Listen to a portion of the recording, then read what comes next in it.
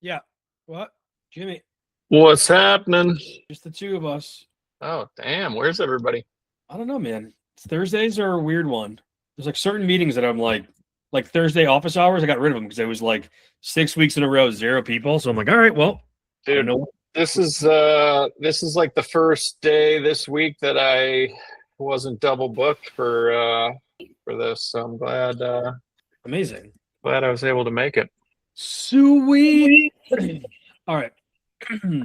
Asness, how we doing? We're doing all right. Good, Thank good. you. Just pulling my notes, stuff. I'm so tired.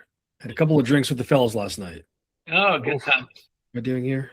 Curriculum. Yeah. Okay, recording. All right. I don't want to talk about that either. I think it's just cool. All right. So today we're going to talk about communication. Just a little smaller for myself. Last time we talked about time management, and we talked about a few different things. So I'll kind of conclude that. Not that I'm like the time management guru, but I've run multiple companies at the same time, and so it takes a lot of mental capacity to do that, or mental retardation to even sign up for that. But here we are. So the biggest trick I gave you guys last time was basically not blocking off like an hour blocks, but actually giving yourself like, no, I have a doctor's appointment every Thursday, or I'm off every Wednesday or whatever. And then telling your team like, I'm out. If you need me, text me, so that you can actually get the work done. Cause it's so crazy how little you can get done in a day, but how much you think you can get done. I'll give you a couple super small things, and then we'll jump into more communication stuff. So one is a Pomodoro timer. I haven't been using this lately, but I did for a while, where you actually set a timer. And I've used it in 2 ways. Either one, I'll be like, I want to fuck around. I need a goddamn break. And so I'll be like, cool, I'm gonna give myself 10 minutes to take a break, and I'll just go on TikTok or whatever. But then it was like, I didn't doom scroll forever. The other one is when I needed to get work done, and I'd be like, I'm only going to work for 5 minutes. I'm going to put 5 minutes effort into this. And I'd be like, cool, 5. And by the time you get into 5 minutes in, you kind of get more into it. So this is like I probably bought like a dozen of these because it's been so helpful. Recommend using a timer of some kind. The biggest thing that I have never stopped doing is, I didn't put a line on it today. Where the hell is it? So many notes from this one customer. I didn't put a line on it, so I'll put a line on it. Is it Team Matrix? This is right now not a Team Matrix, because everything's been urgent. But what I found is that we all know that we all have a running list of things to do. When you try to use tools, Monday or Notion or whatever, ClickUp to manage your shit, it never ends up working because not every single thing is on that. Like if everything is on the thing that you use, your calendar or whatever, all good. But if you use your calendar and also a different calendar and also notes and also CRM, it's just like the whole thing falls apart because you can never quite trust, like, is that everything? So you end up sort of taking time just thinking about it. So all the like best CEOs and everything say you want to get one thing done per day. And I found like this is impossible for your like a mid-level manager. You're just like, there's too many things I need to think about, and I can't drop that ball for me to be like, just today I'm focusing on this. And so what I found was very, very helpful was having a list, because we all end up using lists. I found like no matter what tools you use, like there's a piece of paper. So in that piece of paper, I throw a line like in the middle of the page, a little higher in the middle, and then I just put my running list. So like this is like a dirty, sloppy, shitty list of like shit I got to do. Just like you guys have a dirty, sloppy list of shit you got to do. But then when I put a line at the top, and at the top I actually list what is the one thing I'm going to do today. So I'll look at the list and I'm like, okay, so like in 9, I'm like, okay, in a perfect world, I'll do this the night before, blah, blah, blah. I don't. But like when I start my day, I'm like, all right, fuck, like what do I have to do today? I'm looking at my calendar going, what can I get accomplished? Like what's really fucking critical? And then what I find, just like I was telling you guys before, but I'll close out Slack and then get embarrassed when I go to see if I have any Slack messages. What I find is I spend probably like 3/4 of the time planning my day, which is like a few minutes, but 3/4 of that time is me going, can I just fucking do that thing that's really easy? And you're like, no, Mike, you shouldn't do that. And you're like, okay. This thing's super fast. I should just do that. You're like, no, what is the one thing you're doing today? You're like, fuck. Okay, fine. I'll do that super annoying thing that I really don't want to do. So it helps get through that. But when I was not doing this, when I was just like writing down one thing, I found myself being like, isn't there other shit I got to do? I feel like I got this other stuff that's like on my mind. And so I would procrastinate eating the frog and doing the shitty thing under the like moral guise of like, well, maybe there's something more important that I'm missing. So now it's like I've got everything I need to do is right here. So like, sure, sometimes in the day I look down at it, but it's like you're really just doing the top thing. I don't have an example right here, but the reason I call it a T matrix is because a lot of times I do it like this. So this is shit you can see after a week of like stuff I'm doing, but I've got like my line across, and then I've got my list of shit that's really important, and then this is like other shit. So a lot of times, like in here, it's like house stuff, that I'm like I gotta remember like, bring the kids home, or it's delegated stuff, where it's not a to do, but I got to make sure like so and so did something. So this is like this is like main tasks, other tasks, and then this is like today's task. I've been, we've all tried different ways of staying on topic. I've been doing this for like 5 years. I think the reason it works is because of all that stupid shit of like, what are you actually going to do? You're going to be like, fuck, do I have anything else I can do that's not annoying? Highly recommend that. Cool. I said it before, I'll say it again though. Even if you don't have it blocked off the time, I would recommend, if you're like, I don't need to respond to any emails at this time, actually Xing out of your email and Xing out of your Slack, Command Q, versus just like not looking at it. If you're like me, I find myself, no matter what I'm doing, just being like, and I kind of scroll over to, do I have an email? Let me check my email. So if you're like me, X them out. If you're not like me, congrats. Cool. Sweet. Anything else? Any stuff in there? Cool. Let's talk communication. So first, I'm going to go with executive communication because we've talked about this a lot in this group. And then I'm going to talk about shielding your reps. So like how we communicate and don't communicate with the people underneath us. So executive communication, I hope you guys can remember this when I say this, which is what is happening, why is it happening, and so what am I doing about it? What is happening, why is it happening, and so what am I doing about it? That's all they want to know. So if you're needing to present, how did the week go? This is the easier way to do it because you have time to prepare. Anything you want to say, revenue's up, revenue's down. I've had a hard week. We're very busy. I'm not sure I like the conference idea. All of that should be, what's happening is I don't like the conference idea. The reason that's happening is because we did it last year and it didn't work. So what I want to do is actually recommend something different. So what's happening is the team is not doing well. The reason that's happening is because of this thing over here. So what I'm going to do about it is this thing. If you miss one of those three, people around you will think that either you're incapable of it or they'll start trying to insert new tasks for you. Like if I go to you guys right now and I go, you know what, guys, like revenue's really down for Mike Manzi. I feel like your natural response will be, oh, have you tried this? Have you tried that? What about this? And I'm like, what? No, I don't want you guys telling me what to fucking do. Oh shit, I just invited you guys to micromanage me. And the same thing, if I go, hey guys, revenue's down right now, it's because I'm not making enough posts. There'll be a natural thing of like, Mike, you want to make more posts this week? And I'm like, fuck, I didn't want to invite this micromanagement. But if I go, hey guys, revenue's down this week because I'm not making enough posts, so this week I'm doing a bunch of posts, then you have nothing to say. You're just like, okay. So don't invite micromanagement. Okay. What's happening? Why is it happening? And so what am I going to do about it? Next thing with executive communication is the pause down pause. I've talked about this a lot too. I know you guys hear, I think a lot of times it takes repetition to really get it.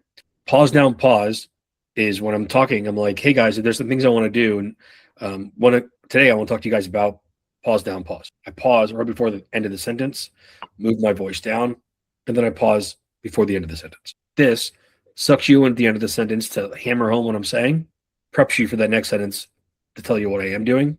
The other thing this does is it implies a level of status that speeding through your sentences takes away. When I'm pausing, I'm implying to you guys, you can wait. No, I'm not wait minutes. I'm not being a dick. I'm just pausing for half a second. But it implies this is important enough that I'm okay with you sitting there just looking at me. So pause down, pause. Hey guys, there's a lot of things you want to get accomplished this week. One thing in particular is leads. Last week we were making a lot of dials, and that's great. But what we didn't get into was quality conversations. So when we go into this week, let's make sure that we do two things differently. First is I want to make sure that we're all reaching out to the right contact. And the next thing we want to do is make sure that we have that pitch down pat. As you guys hear that, what are the top couple questions you guys have? See what I'm doing? Cool. I would invite you guys to, as a takeaway, maybe we should role play in here, but I always feel like it's awkward and I hate that. But I would invite you guys to do this with yourself. What's up, Josh? Hey. I would invite you guys to do this with yourself when you're talking in your own little office or whatever, or with your colleague or whatever the next time you are looking to talk. I've done this so much now that I realize like this is just how I talk now. It's not always exactly pause down pause, but it's close. Josh, you joined late, so I'll just give you the quick pause down pause. Executive communication, you want to communicate and pause down pause. So each one of your sentences, you want to pause right before the end, and then pause again as you move forward. So I had a great week. We just interviewed this guy. He was a great fit. Not exactly what we're looking for. That said, I'm looking forward to this conversation having tomorrow. This kid's an executive. This kid's not. Yeah, had a great conversation with the guy today. It wasn't exactly what we're looking for though, but should have a good conversation tomorrow. That guy's a loser. He's an individual contributor. This guy had an interview today, went pretty well, but not exactly what we're looking for. Today should be good. Should be good conversation. Those pauses make the difference, and I invite you to try that with your husband, wife, girlfriends, boyfriends, whatever, to like hear it naturally. Okay, so far you guys still with me? Yo. Yeah, yo, let's fucking rock. All right, so the next thing for executive communication is speaking in frameworks. We talked about this a few weeks ago. Framework, the reason speaking in frameworks is important because if you can speak in a framework about a topic, you must have a solid understanding of that topic. So I don't know how to. My wife isn't like data, so she has like project managers that like do shit. I don't know anything about it. So if someone were like, "What are your thoughts? What's your thoughts on project management?" It would be just rambling because I don't know shit about it. So for me to one way to demonstrate a high level, we'll call it an executive level of knowledge on something, is to talk about it in a framework. Frameworks are basically, to put it in simple terms, I think an easy way to think about it is letters or stories. Is the best way to think about it, or right now, that's what comes to mind. So if I want to talk about discovery, hey, Mike, what are your thoughts on discovery? I'm like, well, when I think about discovery, there's really personal discovery and professional discovery. I just used a framework, PP. Even, what do you call it? My one-on-ones, 10, 10, 10. So I'm using the same letter for all of them to make it more memorable. Another framework is story, or we'll say an image, story, image, shape. So we've got like letters or story, image, shape.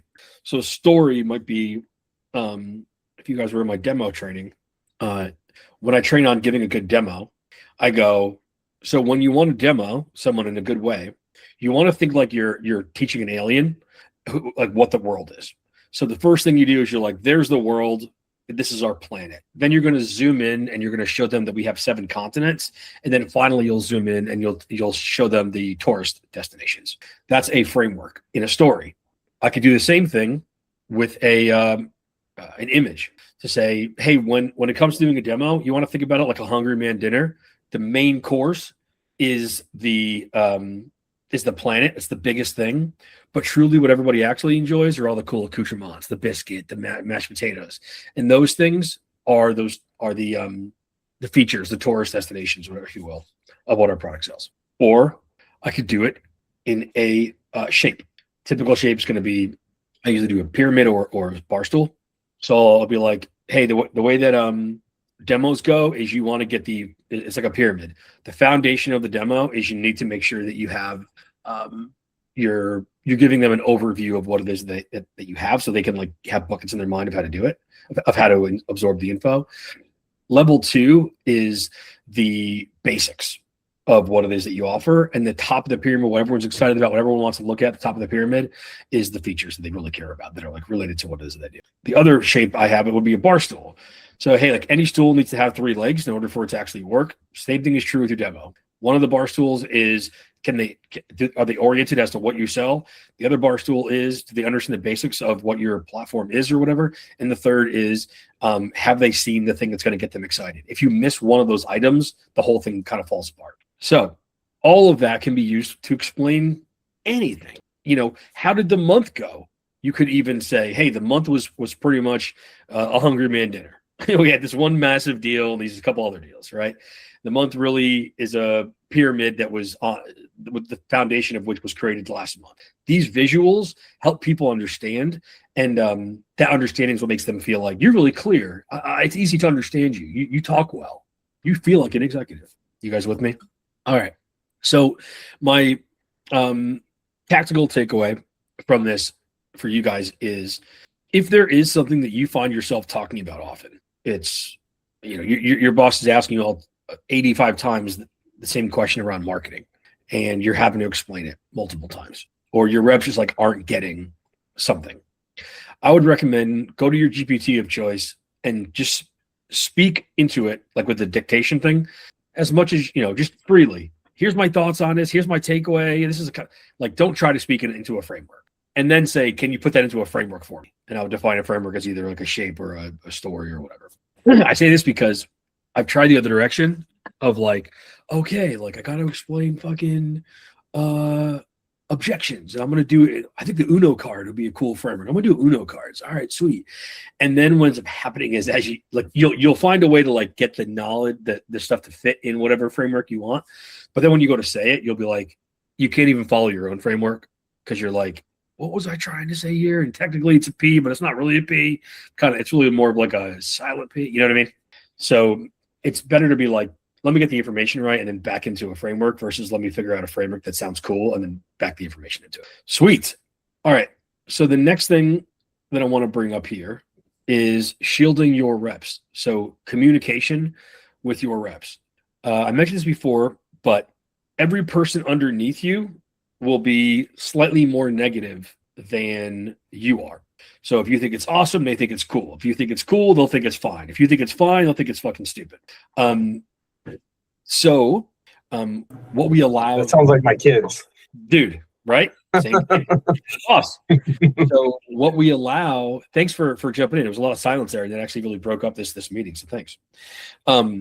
So what we allow to be said to these people is really important, because of that reason, because they will always take whatever information they have and make it a little bit negative. So shielding your reps. One thing I highly recommend is that you do not allow other departments to talk to your reps directly. I know it can be challenging to do that when you're the only time I'm okay with this is where it's like, no, it's like, that's part of the job. It's like a big part of the job. It's like the sales guy has to go to this guy and get this information. That's a required thing. Fine. So you just say, have them send you, be the intermediary, and just have everything come to me. And always, I'll it out to them. Always. I know you have that CEO who's been there forever, right? I'd be like, don't you dare fucking talk to my team. Do not. You guys have a much better pulse on how is Timmy feeling today. And the fact that you just gave him feedback 2 seconds ago and it was not positive. And the fact that they're not feeling good about their number and stuff. So when marketing hits up your dude, or operations with a completely innocuous, completely fine thing to say, like, hey man, I was just looking at your Salesforce and your CRM thing over here is wrong. Did something happen? They might read that as I'm a piece of shit. Why was everybody on my fucking back about it? Because that person has no idea. But if it goes through you, you can now push that to the rep in a way that makes the best sense, which might just be you tell them, but it might be you save it for later, or you tell them, but in a different tone, something to make more sense or land with that rep. Heck, there might be 3 other things that you want to tell them that are related to that item, and now they're going to get it in 3 places, and they're going to be like, oh my God, it just so much people are so annoying. So try to shield the other departments as much as you can from talking to your reps. Cool. Next thing is, if you found out, maybe this is wrong, I don't know, I'm not a parent of older kids, but if you found out that your kid's best buddy was like being a dick to him. You know, he was just whatever, being a dick. It wouldn't be that crazy unless you were friends with the parents. I don't think it'd be that crazy for you to go over to the parents and be like, "Hey man, by the way, you fucking make your son chill out. Like he's really hurting my kid's feeling." Now, whether or not you believe that's the right thing to do, I don't know. Just an analogy here. What I find in companies is like the success of your sales team in particular is a lot dictated by their emotions, how they're feeling in the moment. And so I have often asked other departments to treat my reps a certain way at certain times. So I'll be like, hey, VP of CS, listen, like this guy has been getting fucking pounded by everybody on these deals that are fucked up. Could you just shoot him a nice note here or there about like the other deals that he's got? Or can you be a little more gentle? Because he's kind of on the edge. So if they, that's a time when they are communicating, but everybody does communicate, in an organization. So this has also been things like, dude, next time you're in a meeting with this rep's in here, you're bullshitting. Can you just bring up this thing about how great you did at something? So I've done that too. Cool. Your reps are going to test you kind of like cops do. I don't know. I've been watching a lot of cop stuff lately, but let me give a different example. Have you been tested by the cops? What's that? I said, have you been tested by the cops? Yeah, lately. A lot of cops up my butt. No, thankfully, no. But they're going to test you by seeing like how much can they convert you into a sales rep by saying like, dude, you know this fucking comp plan's dumb, right, man? They're going to coax you into it. What they're looking for is for you to respond with like, well, listen, I know it's not great, and they're like, got him. So you're on my side, and I can now bitch to you about that thing, and we can all agree that it's terrible, and I can now blame everything on how terrible that is because you've agreed. So if they're like, man, these goals are crazy, and you're like, I totally hear your perspective on it. That sounds very real for you. I validate that. Sounds like a real opinion. I've heard that. What they hear you say there is, no, it fucking isn't, and I don't accept you saying that it is. So don't get coaxed into complaining because they want to coax you to complaining. So that's a communication with the reps. Everything's always copacetic. You're chill. Okay. Even if it's fucked up, everything's fucked. It should be like right now, it's not exactly where we want it to be, but I have no doubt we're going to get past that. Right now, it seems crazy that the comp plan is that way. I have no doubt we're going to see a different way soon. So you can do that too. All right. Other thing that we do, and then I'll let us run. I know that your boss will yell crazy stuff to you. I have found more often than not, like 80% of the stuff that the CEO freaks out about, 3 months later, they're no longer freaking out about. So don't try to give your reps way too much notice about something just to then later, 6 months later, be like, actually, that's not an issue. And now your reps are like, this place is all over the place. No, it's not. So just like wait until something is like truly solid before you do communicate something to the team. And with that, I leave you to communicate executively this week. Sound good? Sounds good. Later, boys. Have a good one. All good. Peace.